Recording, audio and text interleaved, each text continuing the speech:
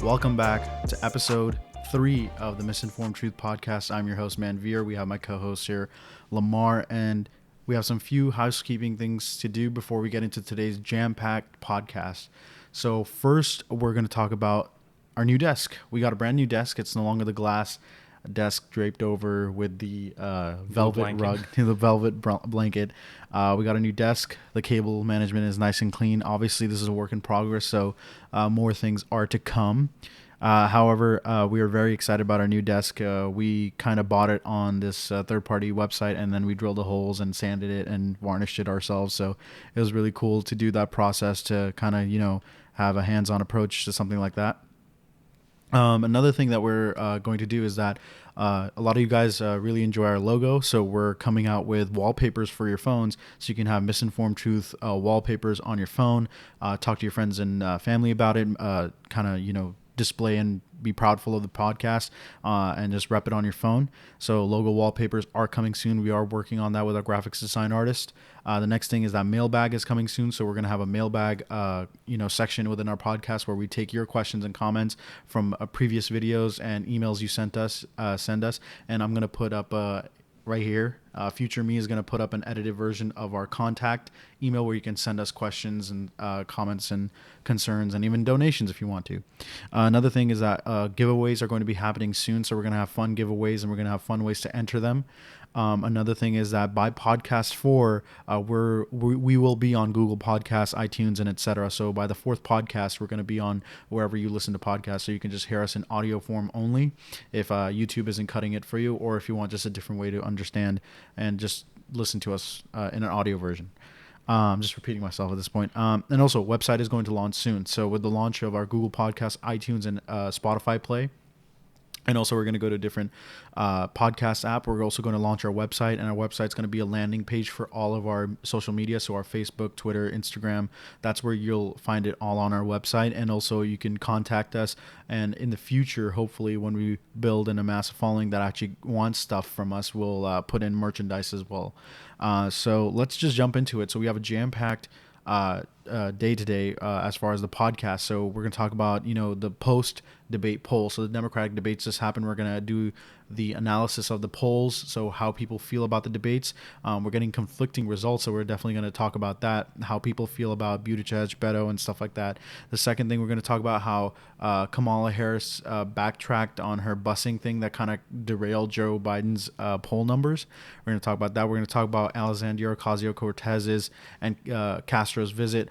Juan Castro, right? Juan Castro, not Julian Castro. Juan Castro visit to the camps at on the Texas border. And then we're going to get into our international section, talking about the oil supertanker that was bound for Syria and held in Gibraltar. So this is more the Iran and the United States stuff that we're going to get into. And then our second international topic is that the Venezuelan death squads that are going around and killing individuals in Venezuela and the destabilization that is happening here. And as promised, we are not just a news podcast, we're also talking about sports and culture and stuff like that. So our last topic today is going to go and address Kevin Durant leaving the Golden State Warriors and how we get D'Angelo Russell and what the hell Kawhi Leonard is doing. So we're going to talk about a lot of those issues. And as we're full disclosure, we're both Golden State Warriors fans, so we're really sad to see Kevin Durant go, but we'll get definitely deep into the analysis and how we really feel on the numbers as well down at that section. So let's jump right into it. So the post-debate polls analysis by the Washington Post and 538 indicate two different results. Lamar, break it down for me. Washington Post says one thing, 538 says the other. What can we surmise from this? Well, let's first talk about what the similarities are, okay? The things that are definitely in agreement between 538 and the Washington Post polls is that Biden definitely messed up. His numbers went down in both polls. The other thing that they both agree on is both Warren and Kamala Harris performing well in their respective debates, and as a result, their numbers going up. What they disagree on is primarily in regards to Bernie Sanders, the degree of how much he may have went up, and even some other polls based on these Washington Post and 538 polls actually had Sanders down by about 4%. I think it was a CNN poll. But for the purposes of today's podcast, we're just focusing on the 538 one and this Washington Post poll. So I guess we'll talk specifically about the 538 poll. And before we begin to that poll, Not many of our viewers might be aware of what 538 is. It's a website. It's a statistics aggregator. So basically, they get political statistics. They get also sports. Nate Silver. Yeah, it's ran by Nate Silver. He was a very famous poker player, and then he started this website. And basically, he's been pretty accurate on a lot of issues. He was actually one of the few outlets that kind of gave Trump the edge in the election. So shouts out to him. Nate Silver was one of the few people Also that kind of predicted. I think it was 2012 or 2016. I think it was 2012. He predicted the electoral results almost 100% accurately. Yeah. So Nate Silver has been really, really accurate. So 538 has like skyrocketed into this like really, really successful, incredible news organization. So, and just to say, like, guys already should know about Washington Post. They've had a long track record of breaking news and being statistically relevant. So we're just saying that like the new dog in this game is giving a slightly different bark here. And what can we surmise from this by your analysis of this? So the 538 poll done by them, it's actually really nice. I would actually suggest even going on the website. They have this really nice interactive chart that shows like where the certain candidates, if they went up in their numbers, where their numbers are coming from. For example, if you look at the Kamala Harris gains, a majority of them are coming from Biden, and it like has this really nice flow chart. But just to give you a breakdown of like the key findings of the 538 poll, Biden before the debates, he was at 38.5%. After the second debate, he went down to 31%. That's a 7.5% drop. So he went from like 38.5 to 31. Yeah, so 7.5% drop. That's insane. And then 538 suggests Sanders went from 16.3 to 16.8, which is not that crazy. Warren went from 12.7 to 14.4. Harris went from 7.9 to 16.8, so that's a huge bump. Buttigieg went from 6.9 to 5.9. Beto went from 3.9 to 2.1. So yeah, the most dramatic numbers are with Biden and Harris. So who are the big winners of the polls, at least? Well, I kind of feel a little bit bad for Elizabeth Warren because it also shows the numbers after the first debate specifically. And with her, she had a huge win too from about 5%. She won. So when we say first debate, like it was the debate she was actually in. Yeah. So the first debate that happened, the first 10 candidates, and the one the night after, which I believe was Thursday. I think. Right. So yeah, she went from 12.7 to 17.7 if when just looking at polling done after the first debate. But then when Kamala Harris came in after the second debate, her numbers went to about 14.4%. So again, on overall, she did increase by about 2%. Which is a positive sign for her, but maybe if she had been a little more aggressive in that first debate, she may have had some polling that sticked with her throughout, even after the second debate. Because as we know, the whole reason Kamala made a show for herself in that second debate was that confrontation with Joe Biden regarding the busing situation. And most of the other numbers, don't surprise me that much. Buttigieg going from 6.9 to 5.9 isn't that big of a deal. I thought maybe it might have went a little bit more because of that exchange between him and Eric Swalwell in the second debate regarding why he didn't fire the police chief, and even the whole storyline narrative of the whole police scandal in Indiana being brought up on the debate stage on a national level. I thought was going to hurt him, but it didn't hurt him that much, surprisingly. In regards to Sanders, the one thing both these polls take into account is that they both underestimate the number of young voters going on. And that's important because when we're looking at young voters, that is the base and core of the Bernie Sanders support. The whole Bernie bros, whatever you want to call it, they're the core of him, the whole millennial generation.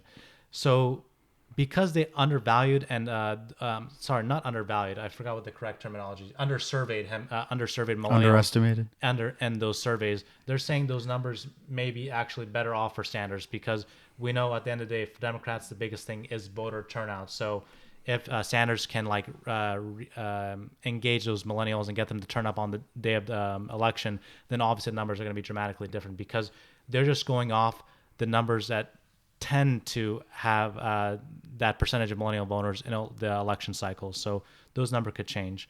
But going now to the Washington Post poll, unless you want to add anything to the 538 one. No, I think. Okay. So in regards to the Washington Post one, we show that after the debates, the numbers show a significant decline for Joe Biden. He went down to 29%, and they originally had him at 39%. So that's a 10% drop for Joe Biden, according to the Washington Post polls. And for Kamala, she did have an increase. I think they had her polling initially at about 6%. Now they have her at 11%. So a 5% gain, not as significant as the 538 poll, but still, 5% is a big bump. Elizabeth Warren, I'm not sure what they had her at the original, but she's at 11% now. And the whole other numbers such as, Pete Buttigieg, Julian Castro, they're basically the same. Amy Klobuchar, I think, went up from 1% to 2%. Ooh, Amy Klobuchar. Every prediction I've made since episode 1 has came true. You gave me shit about Julian Castro. You said, oh, he's the Department of HUD secretary. All he's going to do is smile and wave. Boom, he's top 5. You said, Amy Klobuchar, she got no cloud. Boom, she's top 6 in Washington Post. You said, Eric Swalwell ain't going to do shit. What are you talking about? Eric Swalwell, boom, he's probably one of the second or third biggest interruptions or debates that actually happened in the actual debate. He did the biggest outburst. So that's what people know Eric Swalwell about. So I feel so, these polls, irregardless of whatever you think, I just feel so vindicated. But one thing, just before capping off this topic, one thing the people should know is just really simple. The classic group of 5 that we expected didn't really shift. We still have Kamala Harris, Bernie Sanders, Elizabeth Warren, and Joe Biden in the pack. Now, whether or not you want to see Pete Buttigieg or Beto or Julian Castro in there, it's kind of that last 5th spot for the top 5 that you're really looking for. And we don't know that yet. Different people have Buttigieg in the 5th position. Different people have Beto. But pretty much some people have Julian Castro in the 5th position. But both these polls say Buttigieg is in the 5th position right now. But can we both agree that after this performance by Biden, dropping almost 10% after one debate, that it's almost over him at this point? What the hell? No, that's literally the argument I was just going to cap off on. Joe Biden is still on top. He's still polling at 31%. He's still polling at 29% for Washington Post. Like, Sanders hasn't even broken 20% at 538, and Sanders barely broke 20% at 23. I agree with everything you're saying. Like, but, it's not, oh God, I would say Joe Biden is still in the lead. That's undisputable, obviously. But the thing I'm trying to get at is after just one debate dropping 10%, give it another debate in the fall, another 10% down, it's just going to go downwards from there. Assuming we see the same trend. And here's my thing. Impending some big scandal, I think Joe Biden is actually doing pretty decent. He went on a media tour after the fact. And let's look at every single, major election. If you win Iowa, you win the presidency. That's been the case for the Obama administration. That's been the case for, Bush, Clinton, and stuff like that. So when we see the caucus that's going to happen in Iowa, the first one for the primaries, we're going to see the big winner. If you win big in Iowa, you usually win the presidency or at least the nomination. And if you lose in Iowa, that's the start of the death of your presidency and your candidacy for president. So, also Joe Biden polls really high in Iowa, and even though it's hard to poll Iowa, I mean, he's going to all 99 counties. He's doing what's necessary. So, we're not endorsing Joe Biden here, or I'm not, at least. And what I would say is that he has a very strong chance of winning the nomination still to this day, because at the end of the day, who shows up to these caucuses? It's usually older people who have time, and working class people and students don't necessarily have the time to come out to caucus. And it's very epidemic. I 100% agree with you. And that's why I stress, the idea of voter turnout. We have to look at who their bases are, and if the Sanders campaign can, essentially energize the millennials to show up, then that'll obviously make a difference. But also beyond the polling numbers, I didn't bring this up earlier, but the money aspect too. The donations of these individuals coming out, their contribution levels came out for some of them. And the most notable thing was Pete Buttigieg. He actually raised $24 million this last quarter alone, which outperformed Joe Biden, who only raised $20 million, and even Bernie Sanders, who only raised $18 million. So that was a big thing. It doesn't line up necessarily with the polling that's being done, but it did surprise me. I mean, none of them still excite me into beating Donald Trump, though. None of them really actually show me that they can beat Donald Trump, and that's what bothers me. I think we need more heavy hitters. I think I disagree. I think Kamala has showed it. Kamala showed. So people do say that. People say Kamala is the one that can clap back at Trump, but people on the Trump side, again, it's those centrist voters that we need to convince, and not we need to convince, but need to be convinced in order to believe that Kamala has a fighting chance. And I just don't see it yet. Almost. I think if I see more debates, if I see her really play herself out, when we thin out the herd and we really allow the main candidates to get their voices out, we'll probably see more from Kamala. But so as Trump would famously say, we'll see what happens. We'll see what happens. I guess Right. We'll see what happens. Yeah. Second segment. All right. So we'll talk about Kamala Harris says busing should be considered but not mandated. So this is the big story that destroyed Joe Biden's poll numbers, as we were just recently discussing, is that Joe Biden back in the day consulted with individuals on the Republican side who believed that busing should not be mandated throughout the United States. And Kamala Harris was like, I was one of the she was the second or third generation or first second generation of students who was bused. And she felt the ramifications and kind of the positive benefits of school busing program, which was basically they would take underprivileged individuals, students from one community, and bus them over to a richer part of the community with better education, better resources, and better schools. And therefore, you would get underprivileged students getting access to high quality education. And Kamala Harris said this is a really good thing, and Biden said, well, it is a good thing, but we shouldn't mandate it on a federal level. And Kamala Harris... No. He wants to do it on a local level. Yeah, he wants to do it on a local level. Joe Biden wanted to do it on a local level, but he doesn't believe on a federal Department of Education should be doing this, like a nationwide rollout of this. And Kamala was like fighting Joe Biden on this, and this is what gave Kamala the big bump over Joe. Not over Joe, but rather the significant bump that she did get. And now after the debate, she kind of rolled that back. She's like, it should be considered but not mandated. So she literally takes Joe Biden's kind of overall position, his current position on busing, and it kind of seems like a slap in the face to Joe Biden. I mean, not that he doesn't deserve one for other reasons, but it's just interesting to see that, and so let's go into that. The thing for me is I'm trying to understand strategically what is the benefit of you flip-flopping on this issue when your poll numbers literally went up 10% after you made this the focal point of the debate. Like, I don't understand what incentive there is. The only thing I can possibly fathom is that she thought that maybe she might be perceived as being too aggressive, and to avoid that degree of sexism, she wanted to water down the aggressive tone. I don't think it's sexism. I don't think it's any cordiality. I think it's like high school busing is vehemently frowned upon on the Republican side, and if she wants to win those centrist votes, so you think she's doing a moderate thing? Yeah, because what she came out with is basically in support of nationwide high school busing. That's what she was fighting against on Joe Biden. She didn't inherently say nationwide school busing is good. She said school busing helped me as a little girl, and then why shouldn't it be a thing everywhere? And then Joe Biden's like, well, it should be if the local counties want to decide it, but the National Department of Education shouldn't be in charge of something like that.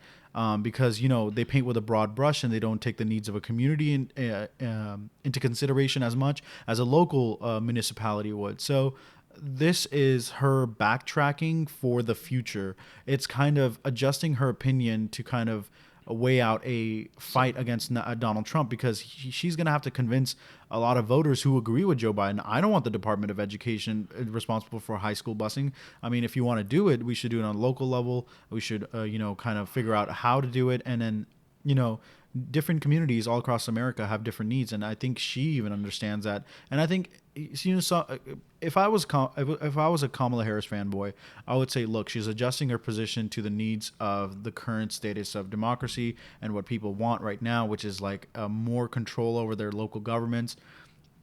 And that's fine.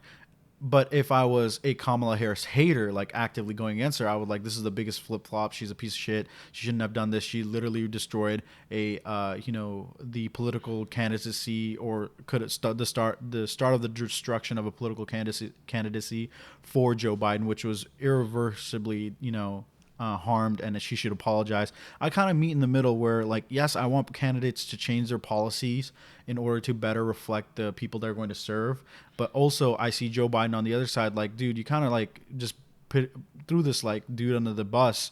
And at the end of the day, there's multiple things you can throw him under the bus for. Sanders hit him on the Iraq War, but you threw him under the bus for something that you ultimately agree with. So I think should she give Joe Biden an apology? What do you think? Again, it all depends about what the rationale is, why she's backtracking on this. Because it wasn't just this issue alone that she flip-flopped immediately over like the next day. Yeah. It was also on healthcare, I would say the healthcare one, I did read into that. It was I a think bad question, it was a more clarification. Yeah, I would agree. Because the way the moderators worded is, would you be in favor of abolishing private healthcare? So they asked Kamala, like, would you be in favor? Well, they asked everyone. They told them to raise their hands, remember? Right. And the problem with that question is, like, it was implying Medicare for all, but at the same time, Medicare for all technically doesn't get rid of private insurance fully. There's still supplemental insurance, like if you want to do cosmetic surgery and stuff like that. Right. That was a poorly worded question by the moderators. So, again, I think... What did she flip-flop on? So what did she say initially and what did she say after? So she raised her hand and implied that she was in favor of Medicare for all. And then the next day, like, they were doing an interview with Sheng, she was actually more in favor of public option. Yeah. And what is the public option? So the public option, well, in a Medicare for all world, obviously, like, there's no private insurance except for supplemental, like if you want cosmetic or something, and like there's no co-pays, no deductibles. You just have higher taxes, etc., on your paychecks. But in a world where you have the public option, you have the ability to either choose private insurance or you can sign up for Medicare. So the private sector of insurance still exists in this world, but people make the argument that if that's the case, you don't get all the full benefits of Medicare because Medicare, if everyone has it, lowers the cost because, healthier people are signing up. And also there's no administrative cost when you're dealing with the private sector. But there's only one agency dealing with everything. You have more negotiating power with the pharmaceutical industry if there's only one body to negotiate with them individually versus multiple. So all those factors need to be taken into account. But then there's also the other side where people claim that public option is a better route compared to Medicare for all because the current Medicare for all policy has a transition period of 4 years. Mm-hmm. But in a world where you do the public option, some people say that people will be so enthusiastic about Medicare for all that you'll have some people signing up that the private sector will literally just die out due to competition from Medicare for all. And no. Compared to I don't think that's going to happen. Transition. I think if we do a public option, I think it's going to be really... A lot of people will sign up, but not like 90% of the country. Are you saying So like it won't be a competition, Like here's the thing: we still live under a system where our employers, provide our healthcare for the most part, and I think a Medicare for all, a public option, just allows kind of like the Affordable Care Act version of it, but it's more of on a Medicare system. But again, we'll dissect the whole healthcare question. That's with a different with better analysis, better details when we're more well researched on it. Not the saying we aren't now. It's just that we want to have the statistics in front of us and everything like that. But yeah, just to recap, two major flip-flops so far immediately after debate. One was on busing and the other was on healthcare. So that's something to be aware about with Kamala. Again, she probably was just reading the room, realized it was much more progressive, and she wanted to get an applause from them, a standing ovation. I thought the room was like pretty drab liberals who were just like being fed talking points. Like the Democratic talking points are Medicare for all and all that stuff. Like just the buzzword. I felt that crowd was absolute garbage. Like if it was a true leftist crowd, true young progressive crowd, we wouldn't have seen them laugh at Andrew Yang when he said, "I want to give $1,000 to everybody," because that was surprising. Yeah, that was surprising. Like what? Like that's universal basic income. If he said it like that, or freedom dividend, like maybe they wouldn't have laughed at him. But like, no, the room was not full of progressives. It was full of liberals and just touting the same old drab narratives and the punchlines of Medicare for all and public option and God knows what, and the Trump vitriol as well. So the crowds for the debates were not that great. But let's get into the next topic. So the next topic is going to be about the camps that are at the Texas border. A lot of people call them concentration camps. I wouldn't go as far as to say that because it kind of downplays the Holocaust is where it comes from. So no, I disagree, man. Did you see that report that showed there were 140 Holocaust scholars that said AOC is correct in calling them concentration camps? So when the people from the actual Holocaust are saying No, there's Holocaust scholars, and there's Holocaust survivors. So there were 140 scholars, and then there were actually 2 people who were in the Holocaust that agree with her, that have made statements saying these are concentration camps. Okay. You have statements from, again, I'm not going to say that people who were actually in the Holocaust don't have more right to me than, say, concentration camps. I just think it can be a little bit of a slippery slope, but that's fine. We can call them concentration camps because the conditions that the migrants are struggling in. And they were detained at the Texas border. They reviews the article, the Vox article reviews living conditions of the migrants.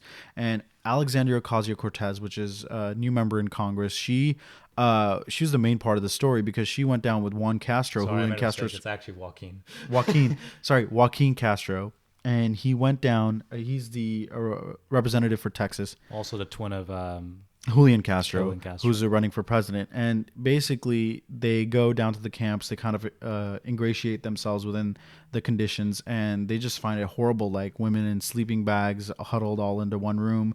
One guard even told... this all coming out because before they arrived at the facility, they were told actually they couldn't bring any cell phones. But I don't know how, but Joaquin Castro was able to bring a cell phone, and this is all footage from his phone. Yeah, so... he got footage from the phone, and also he was talking to the women.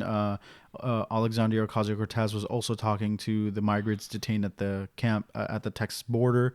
And basically, in the camps, one guard told the women that you drink out of the toilet.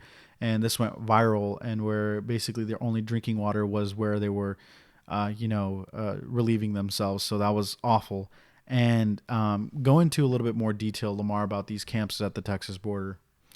So that was obviously the conditions was the main thing that was being focused on AOC. The fact that they have to drink from toilet to actually because their sinks were broken at the time. They were just given like these small packets of shampoo to like nothing else to take showers with. And according to some people there that they spoke to AOC, apparently they were only allowed to take showers like only once or twice a week. So that's very problematic for hygienic issues, just the spread of disease. We know that people have died in these detention centers too. So I don't know. They haven't released the cause of death, but if it had to do anything with a bacterial infection, something related to hygiene, this is literally the cause. They're letting them only shower once or twice a week. They're making them drink from water that potentially have feces in it. These are all ways that spread disease. So it wouldn't surprise me if that's how these people have died. I think it's been 26 or something that people that have died, the death count right now. I'm not sure about the death count. However, a lot of people on the left are saying that with a wave of an executive order, Trump can change all this. Yeah. And that's definitely true. Even the upcoming presidential election, the Democrats are saying one of the first things they want to do is address the migrant crisis that's happening right now. You know who also could have, with an executive order, fixed all this? President Obama. Yeah, this was happening during this. Family separation existed under President Obama. Now, it wasn't as stringent.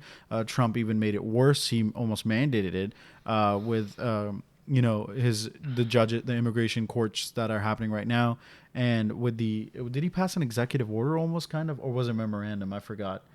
I'm not familiar with that. But basically, he exacerbated the issue and made it worse. So we're not saying Trump is better than Obama on this issue or the same. We're actually saying he's worse, but however, just to say that there's the political will to do this, maybe right now, but come, January when they get inaugurated into office, we'll see how much political pressure there will be to solve the migrant crisis. Because for 8 years, nothing really got done under the Obama administration. He was almost called a deporter in chief by a lot of the migrants who were suffering under, those same conditions that we see today. And beyond the conditions that were there's also that culture that was also spoken about too between the Border Patrol agents, and it was very, problematic. Yeah, there was a Facebook group that came out.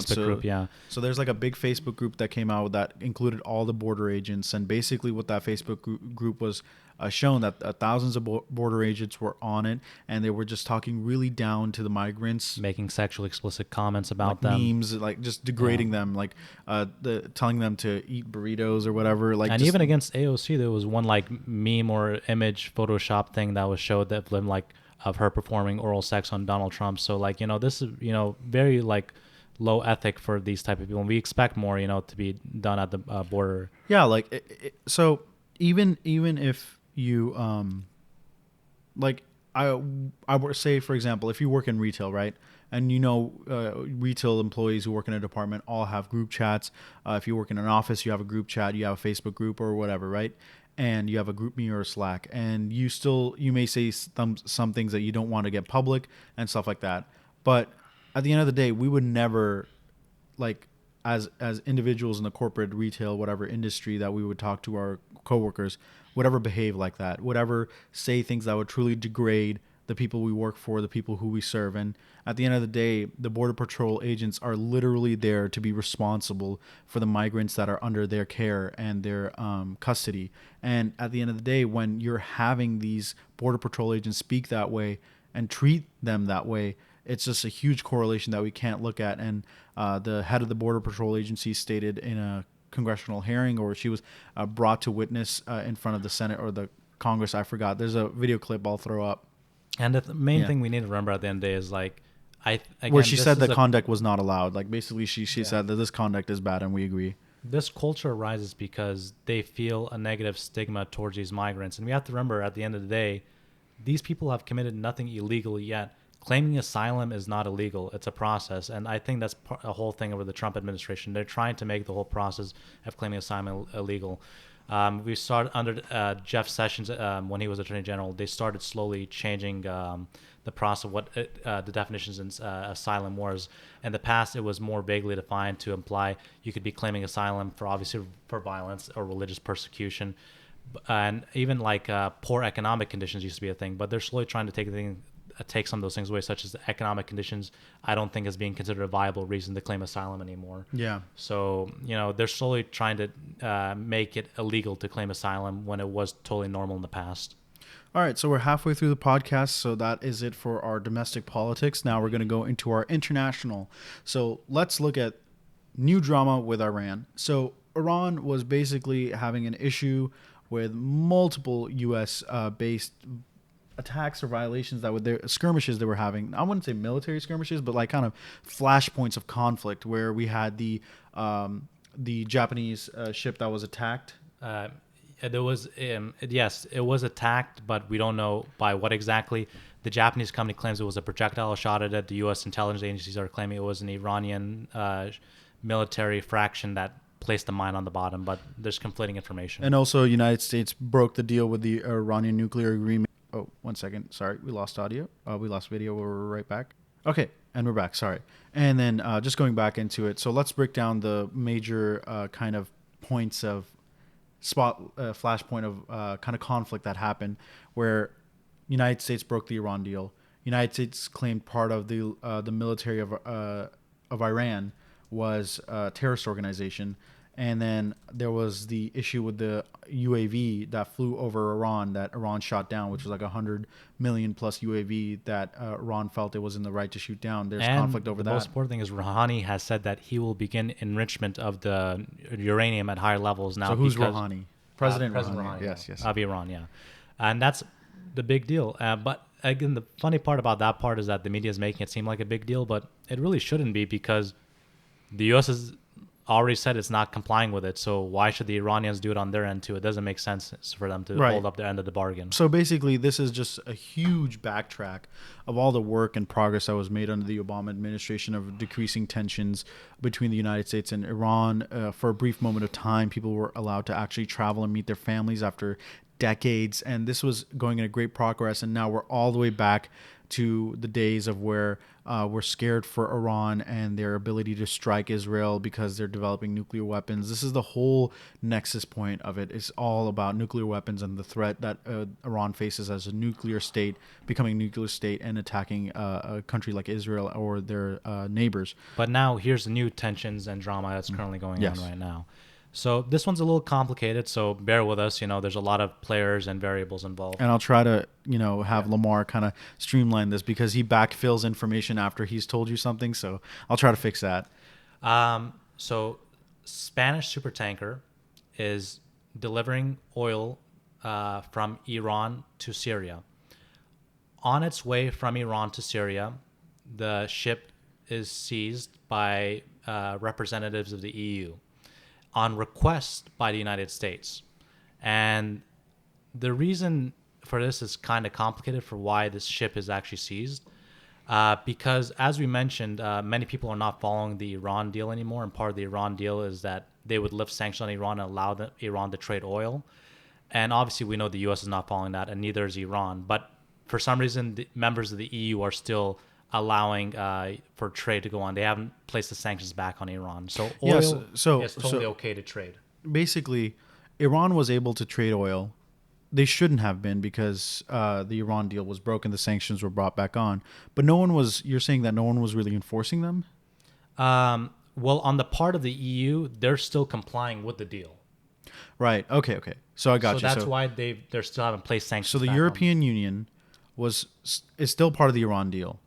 However, U.S. backed out, and and basically the Iran deal is a nuclear agreement, and the United States is a part of that agreement, and Iran basically needs the United States to back off sanctions in order to have economy and be able to trade. And that's why the Iranian government was still in compliance this entire time until recently in regards to not beginning the enrichment of their uranium, because the EU was still in the deal. That was enough incentive. And we'll try to weave the web for you. So the EU is still complying with Iran, and the EU says we're going to reduce sanctions. We're going to make sure that you can still trade and stuff like that. However, the United States tells EU, no, we actually don't want them to sell their oil to Syria, and we don't want them to send oil and make money off of that. So EU would rather listen to United States, because it's like a majority of NATO, and it's also has huge trade partnerships with the United States versus Iran. So EU complied, took control of the ship that was going to sell oil on behalf of Iran, and basically to Syria. And basically now what's happening is this huge web results in President Rouhani saying that fuck all of you.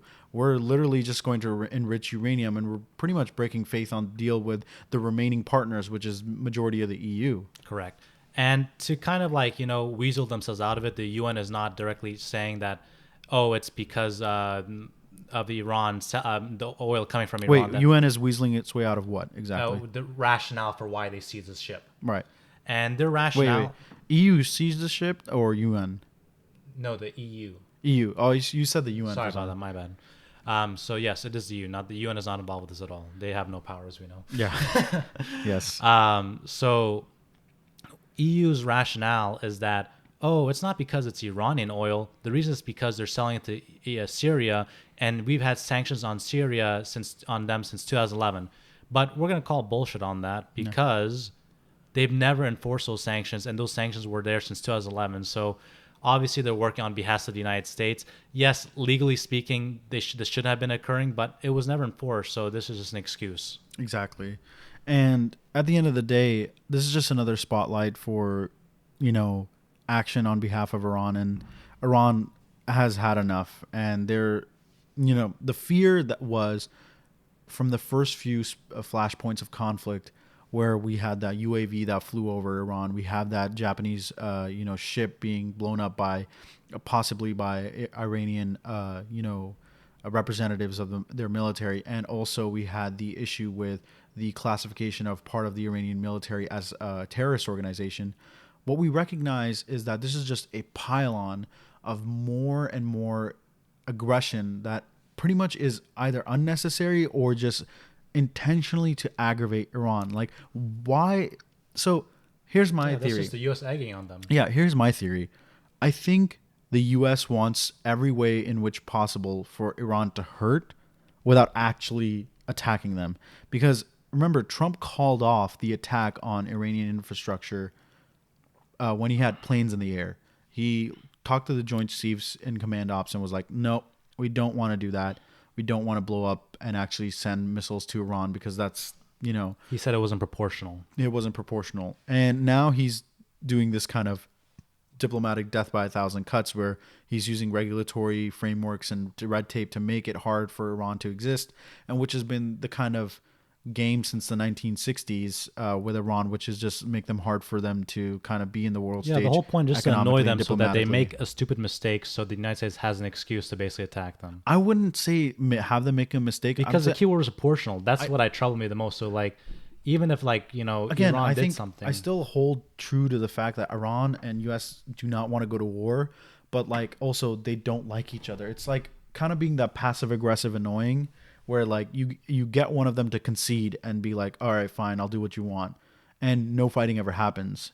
That's kind of the goal for Iran and the United States. Iran pisses off United States pisses off Iran, and there's a diplomatic relationship that goes back and forth where one person has to give in the relationship. And right now, none of that is happening. So the further escalation does scare us both. I really want to say that you're on the right side of this, and I hope that's the case. But, you know, we have to remember there's a lot of people that are from the Bush administration who were directly involved with the whole Iraq invasion that are in this Trump administration today, and we have to know their intentions and their influences. And unfortunately, it's very hawkish at the end of the day. That's how Yeah, I just perceive those want individuals. Scaramucci to talk to Iran and just be like, dude, who do you think you're dealing with? Who you talking to? This is Scaramucci. Iran. We're the baddest motherfuckers out here. All right, like just I want Scaramouche. I want the mooch. Secretary of State Mooch. Yeah, Secretary of State mooch. Just talking to Iran. Who the fuck you think you're talking to? Okay, you're gonna be sucking my dick and sniffing my asshole come next year. You and Kim Jong Un. I swear to God, you don't know who you're talking to. You better shit. You better stop this shit. I swear to God. I just want that. I just want that exchange between the. and then basically And World War III happens. Yep. And then just they're talking shit about him on the Mets, like the Iranians. Why'd they pay Delgado this much? Like just getting a little mad at him. Like I just want like a Jersey guy to have an argument with Middle Eastern. I mean, that probably happens every single day at the bodega. All right. We done bash on Iran? Yes, we're done bashing on. Time to move on to another adversarial opponent of the United States. Oh dear God, this is gonna get treacherous. All right, so Venezuela. Yes. So UN report just came out. Venezuela death squads are killing young men and stage scenes. What's going on here? So as we know, there's still a lot of issues regarding who is the legitimate president of Venezuela still. That still hasn't been fully resolved. The United States still does not believe that Maduro, who has taken power in Venezuela and is leading as their effective president, is the legitimate president. Due to issues related to like how the election was conducted and things of those nature. And there's been a lot of protests now, against the Maduro regime now. But what's always has been, but yeah, it's but what's getting different worse now and worse. it's becoming much more violent. And I'm surprised I'm not seeing a lot of the cable news outlets talk about this at all. The death toll numbers now are in the thousands, and it's not even justified. It's not like people starting a coup, but the Maduro regime is trying to make it seem that way in order to have that justification for these kind of like the extrajudicial political killings. backing. Yeah. So they want international support. Maduro is basically one of those classic dictators. The only way he's holding on to the power that he has is because he's trying to find legitimate justifications for his actions, for national security, for the strengthening of the government, for the kind of coup that is happening to him that is illegitimate. He's using those kind of tactics to kind of justify and shore up his political base at home and also abroad. However, this is not really being that effective because the U.S. Western media is pretty much starting to turn on Maduro. And it seems that he recognizes his days are numbered, so he's going out in full force. He's getting these squads together he's kind of branch off of his military force. What are these death squads? So, yeah, they're actually not, this is actually a specific fraction of their government. It's known as the FAES. So it stands for Venezuela. I don't know what the translation is, but it's Venezuelan Special Action Forces. And they're just going up there, taking all their belongings, framing it as if like they were part of like a criminal gang or a coup, placing drugs and trying to they would go to protesters their families, and so basically they would go to protesters and just like we see in those cop movies where they would throw the bag of cocaine in the trunk and be like, oh, you're a drug dealer, you're possessing drugs. Like they're using that, like it's a very the case, they're like threading this line of violence where we have justification to harm these individuals. However, the real goal to harm these individuals is because of political reasons and political violence rather than actual violence. Yeah, and the families of victims are referring to them as death squads, hence the title of this Al Jazeera article that we're reviewing with you guys. And in terms of the actual numbers, since the Maduro regime came into office, since last year, 5,287 people have been arrested, and more than 1,500 people have been killed by these death squads. So, this is an actual issue. It's still happening. The media isn't talking about it. It was a story in the news a lot for I think about 2 months ago, but it's kind of died off. But at that time, there wasn't that much violence. And I think it's time the media actually brings it up again because of this, these, violations of UN law and charters that are happening now because, obviously the deaths and even just the regime in itself is, atrocious. Yeah, I mean, look, Lamar and I kind of fall on the side of we don't support Maduro, but I don't think we support Guaido in itself. So let me start speaking for myself before Lamar gets mad at me. Basically, the Venezuelan issue only gets resolved. I want it to be resolved in this way, basically, where Venezuela needs to self-determine. I think the United States needs to get out of the business of trying to inject its own favorability and leadership. So the Guaido dude, not the Guaido dude, his name is actually Guaido, President Guaido. He wants to become a legitimate president by ousting Maduro. Maduro, so far as we can see by Venezuela constitutional laws, he is the legitimate president, Maduro, right now. But Guaido believes that it's in his country's best interest that if Maduro was out. Now, if the Venezuelan people were allowed to decide that, that might not end up in Guaido's favor. So that's why he's made appeals to Western media, Western countries like Canada, like United States for their support, and the European Union as well. And this Guaido is like a kind of a centrist, leftist, moderate, and he's not as favorable of the legacy left by Hugo Chavez. Yeah, that's correct. I think Maduro wasn't he like the vice president of Hugo Chavez? Yeah, he was like working under the Chavez administration and kind of took over on that fact. And basically what I want to say on this is that I think the Venezuelan people should be able to decide, and I don't think we need the endorsements of Western civilization and not Western civilization, but like Western countries. And basically what it's doing, it just makes America kind of look imperialist in a sense, where they're just like in Chile, just like in Argentina, and other areas within South America. We're kind of trying to force our influence there, put our own people in there, and it smells of that altogether. And that's something I don't want. I 100% agree. There should be no military intervention whatsoever by the United States in this situation. And our president and the Maduro and Trump trading threats, that's bad. That shouldn't happen. Yeah, 100%. There has been some key words that have been going around, such as, providing aid. But I always find that a bit of an issue when people just say aid versus, saying specifically aid to help like victims. Yeah. Because usually when they say aid, they're also potentially implying that they're delivering weapons for like, a potential coup to use, which is basically like, a form of military intervention itself, except you're using a coup through proxy, So we need to be careful of the language being used by politicians in this case, because that's also not a solution to have like a proxy war that's being done on behalf of the United States. Yeah, and the reason why people should care about Venezuela is because, one, they have a large amount of all oil is naturally occurring, but like they have a large, deposit of oil on their country where almost citizens can go grab oil by themselves. Isn't it kind of free to citizens and then just cross over to Colombia and just sell it, Yeah, I think it's essentially free, but maybe a couple cents on the gallon. But yeah, it's very cheap for oil in Venezuela. But I guess now, like since the move to try and, or actually, I'm sorry, I think that's also been part of the protest. Since the Maduro regime, it's not free anymore. Yeah.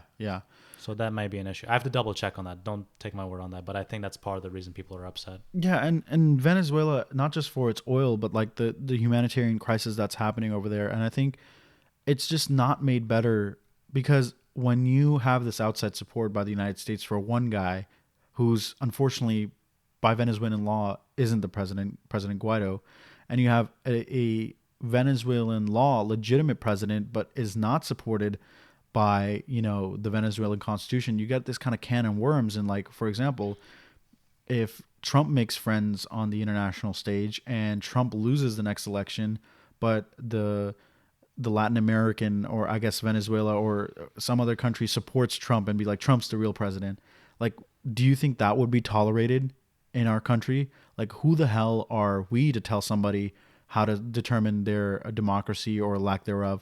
And then also, who the hell are the Russians to tell us how to run our democracy, and they try to hack and manipulate and stuff like that. Trust me, we got a lot of issues with our democracy. You know, we got the gerrymandering issues, Gerrymandering, electoral college, super PAC issues, the issue of dark money influencing our elections. You know, those are all things. So yeah, and it's more of like, pot calling the kettle black. Like, it's just, Venezuela is something that we should stay the hell out of, because they're not like a downtrodden Middle Eastern country that we were responsible for. Venezuela is a country that, has a diverse group of people, and also diverse way to make money. It's just they need to tap into that, and the only way to do it is with the right leader, and they need to decide that for themselves. So with that being said, enough gloomy news for today. Enough gloomy news for today. A lot of our podcast is about gloomy stuff or just controversial stuff. But we're going to get into gloomy/controversial stuff on another stage, sports. So Kevin Durant leaves the Golden State Warriors, and we're filming this on July 5th, the day after 4th of July. And it was kind of, it was not a bad 4th of July, but it still felt kind of sad that we lost a superstar. We lost a guaranteed future Hall of Famer, and this kind of sucked. So in return for Kevin Durant, we got D'Angelo Russell from the Brooklyn Nets. So Kevin Durant leaves the Golden State Warriors for the Brooklyn Nets, where he will be joined by Kyrie Irving and DeAndre Jordan. So those are their guys. Those are the ones that are going to do a lot of the work for Brooklyn Nets. And at the end of the day, D'Angelo Russell is great, but it's no Kevin Durant. But I don't think the Brooklyn Nets got a fantastic deal, because you're getting He's not going to play for 1 year. Not only is Kevin Durant comes from an Achilles injury, he has an injury that has potentially ended the careers of multiple NBA players. This injury is no joke, and they're paying him 160. The Achilles injury is like the biggest injury that you could have as an NBA player. It's the worst. And also, like, when we think about it, as great as modern medicine is and everything like that, it's not going to be the same Kevin Durant. It's not going to be the one that's going to, go do those crazy plays, shoot the contested threes and stuff like that. So I don't know, like, because even if he fully recovers, it'll be like it'll be a year till he recovers, another year till he gets back to normal. He'll be 2-3 years older at that point. He won't be in his prime. I think this was it. What we saw within this Golden Gate season was his prime, and we probably won't see anything better in the future from him. Yeah, I mean, hopefully, fingers crossed, that's not the case. I hope that he actually is able to return quickly and show us that wasn't necessarily the case. But unfortunately, probability-wise, I think it was. I mean, we're looking at Isaiah Thomas, Patrick Ewing, Kobe Bryant, DeMarcus Cousins. Back. Like, at the end of the day, after those injuries, the players aren't the same, and the Achilles injury is really, really bad. But let's talk about where he was traded. That's the other thing. Brooklyn Nets.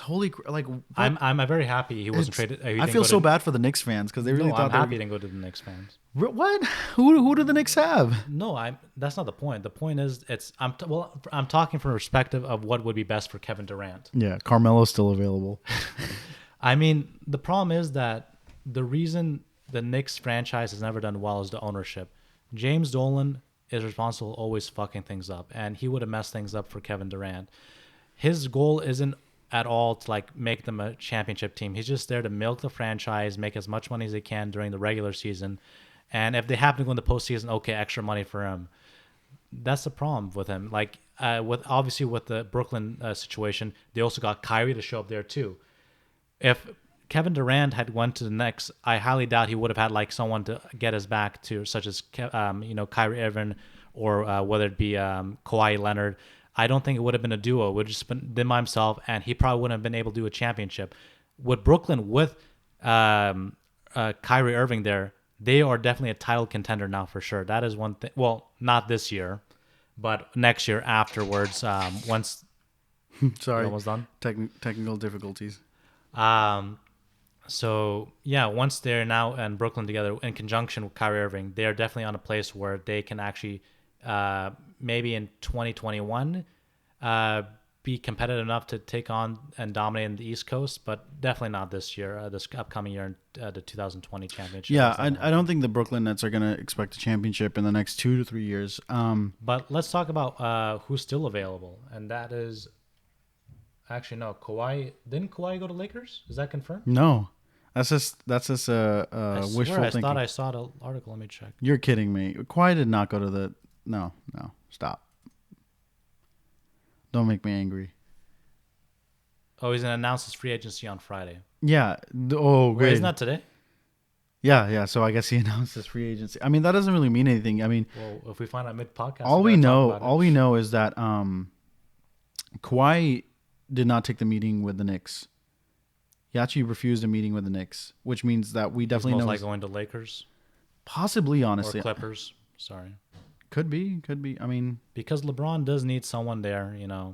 Oh, that's right. Didn't they trade Lonzo? Oh yeah, they got Anthony Davis. Oh my God, I totally forgot about that. You're so behind. They traded. I'm so sorry. Brian Ingram, Josh Hart, and Lonzo Ball. Yeah, and they got Anthony. So yeah, Kawhi is definitely not coming to Lakers. They don't have any money anymore. They got cap space. Is this Even for Kawhi? I don't think they do. I think they don't it. have a max spot, but they definitely have a superstar cap space. And what do you think about probability of him actually staying in Toronto? Because obviously he won a championship there. He is ingrained into the franchise now as like being responsible for getting them their first championship for Canada. He is literally, a legend for all Canadians now. Yeah, he's not staying in Canada. Yeah, I've also heard that beyond like the actual what's best for him, the financial aspect of being in a Canadian team is problematic. Obviously, in Canada, the tax salaries a bit higher compared to the United States. The only state in the United States that's even comparable is probably California. Let's not even go into that. I think the surface level of this is pretty simple. That Kawhi Leonard requested a trade from the San Antonio Spurs. He was originally with the Spurs, and he requested to be traded away. And Greg Popovich, as his last dying act, was like, well, he wasn't dying, but basically we know he's going to retire. And he did retire, right? Yeah. I wanted to say something messed up, but I shouldn't. No. Basically, don't get us demonetized as we already are.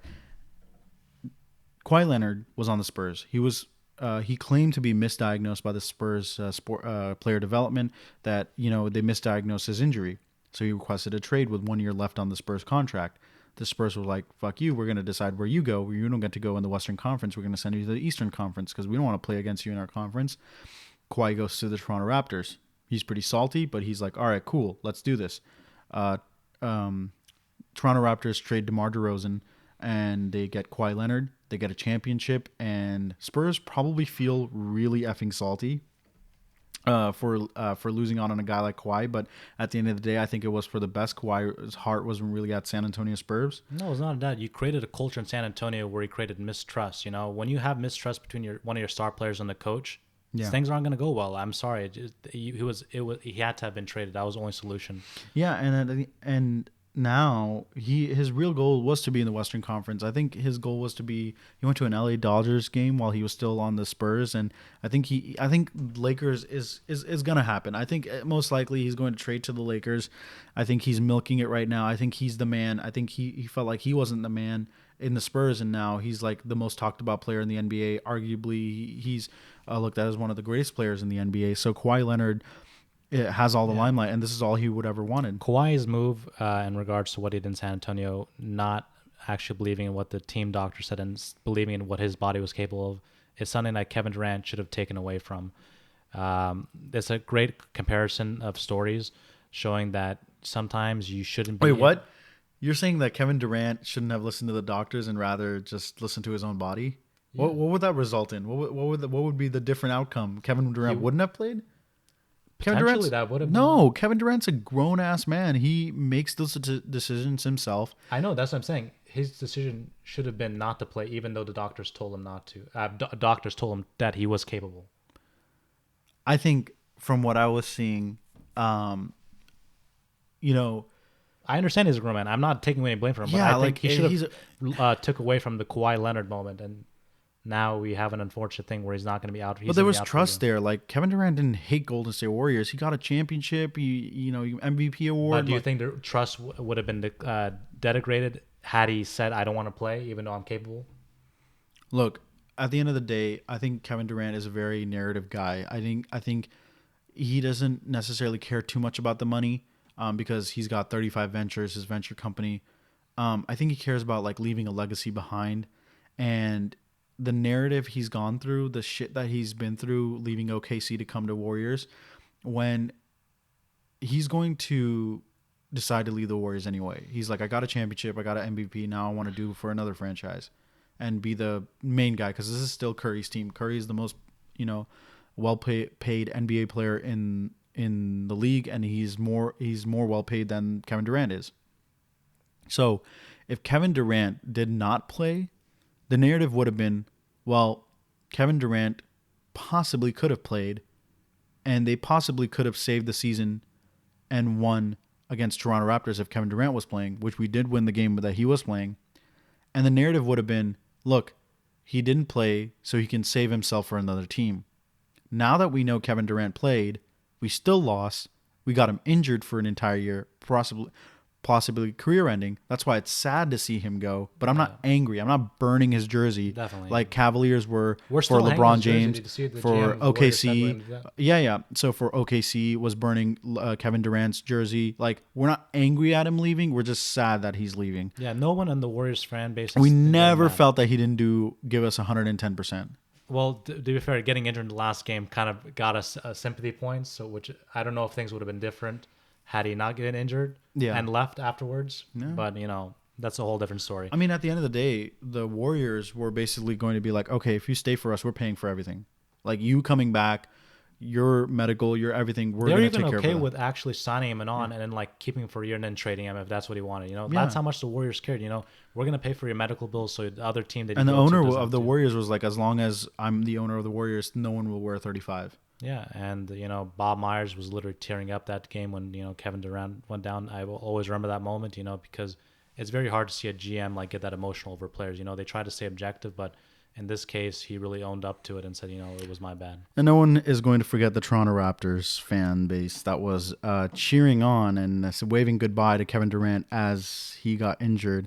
And at the end of the day, the own Toronto Raptors players were like, yo, fans, shut the fuck up. Stop cheering one of the greatest NBA players of all time getting injured. No one should be cheering an injury. Yeah, like we're all low-key a little bit happy, but obviously like this isn't right. It's not ethical to show these emotions. Yeah, like they play. I know it's the heat of competition, but that is just awful, man. Like that's on video. That's forever. People need to remember, I mean, at the end of the day, we're all humans first, then we're players. And exactly. No one wants to see another fellow human get injured. Yeah, it's not good. It's not good. And it was funny because they let it play on live TV where he just yells out, "Fuck!" as he's walking out. Yeah, it's the raw emotions. Yeah, you have to show it. It just sucks. So the impending future of the Warriors is interesting because a lot of people are going to take advantage of Kevin Durant leaving, and the fact that Klay Thompson is injured, and the fact that basically people have figured out if you box in Curry and you get aggressive with him and you get physical with him, you can pretty much tackle him down. So the door is wide open for a dynasty to come forward from another team. The Pelicans are going to be really exciting for the next 5 years. They've got a lot of young players. I think by the next year, they're going to probably be, by game 30, they're going to be the fastest team in the NBA. I think the Lakers are going to be really exciting. Anthony Davis, LeBron James. I think we're going to see a lot of interesting stuff happen with the Brooklyn Nets, and a lot of teams became losers. The Suns, obviously, the Celtics. And a lot of teams are trying to rebuild and structure up from the ground. But it's no one knows who's the clear winner. I mean, people are saying Lakers, but it just depends on who Kawhi goes to. And it's a really interesting time and a special time to be an NBA fan where superstars change every year. And it really makes it that anybody who has cap space can win a championship possibly. You'd rarely see this in football where the key players and the star players stay on the same team for a large part of the franchise history. So that's it for today. This was a kind of a little bit of a longer than usual podcast. We got into a lot of dense stuff. We covered a lot of materials. And again, if you have any questions about what we were talking about, more explanations, more clarifications, please put in the comment section. We're always reading. We're checking to see for engagement with you guys. Again, this was still a work in progress. Obviously, we got the new table and stuff. We're still working out things with what to put in the background. We're going to try and potentially put graphics in the future, and it's still a work in progress for us, but we're playing around with the softwares we have available to us right now, so hopefully you don't have to see our boring face all the time. You can actually see the graphs for like related to polls that we put up earlier, or that we would plan to put in the future, future videos related to this. Yeah, and at the end of the day, you know, when you go down in the comments and you talk to us and we kind of change and answer your questions and kind of develop. Right now, we're not making any money off of YouTube. We're just doing it for the sake of, you know, you getting the information, you getting the clarifications, you getting value out of what we're talking about. So please make sure to comment and really engage with us if you can. Like, comment, subscribe. Keeps us going. Tell us what we need to improve on, what we don't need to improve on, what we're doing good on, and, you know, or just tell us anything. Yeah. Just let us know how you're feeling. That's it for today. We're finished with episode 3. I look forward to episode 4 coming soon. And everybody enjoy your summer. Thank you for another great episode for the Misinformed Truth Podcast. I'm Manveer, my co-host Lamar. Goodbye and see you next time.